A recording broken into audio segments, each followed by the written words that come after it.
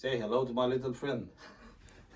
I just wanted to remind you all that we have a good selection of biggies, all sorts of explosive things, anything from missiles and rockets going down to grenades and stuff like this. So I'll give you a quick tour so you will know what to expect.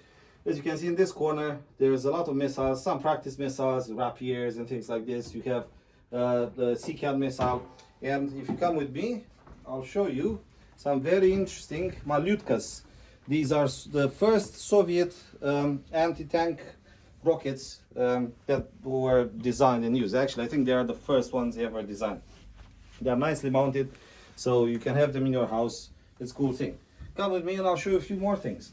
So we have a good selection of grenades and some mortars and things like this. And if we move this way, we have another very interesting practice rapier missile, because you have to kind of use the replacement. The original ones are quite expensive, isn't it?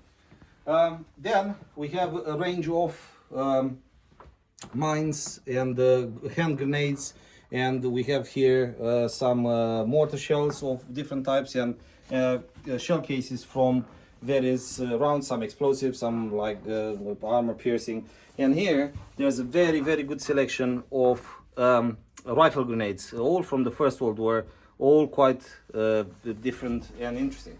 And moving on, we have again mortar shells here, Second World War, post-war.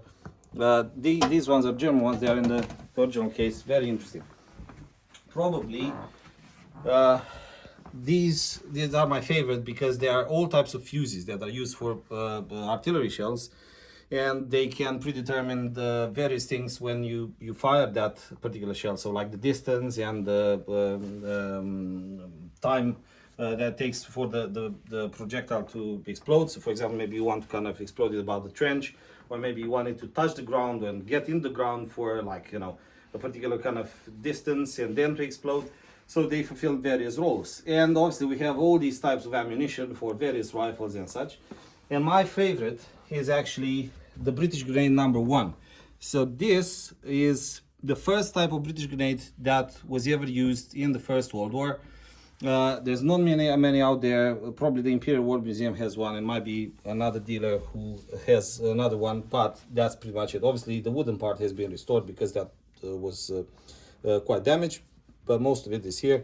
We have an anti-personnel mine there on the this cabinet, and also we have here stuff like rifle grenades and other types of mortars that were used in the First World War. We even have the Sabot around here, which is very interesting. That's an armored piercing one for destroying tanks. And if we move further down here, we will see a cabinet full of very interesting grenades.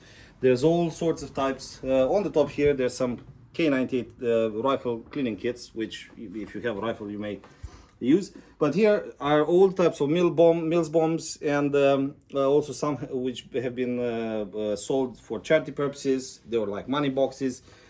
This is very interesting projectile because this has a whistle. It's a British one. The idea was that they used to send messages into using this, and then the soldier will actually hear the projectile coming, and then they can go and find it, or it can frighten the enemy because the enemy can hear it coming. And also we have smoke bombs of different types and hand grenades, and sort of more modern training grenades and anti-tank grenades. So there's quite a selection of all sorts here to look at.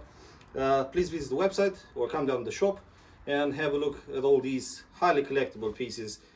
And they're really cool. I mean, you can have it, or have a grenade like this on your desk as a paperweight or something like this, and all your mates will kind of say, oh, look, he's cool.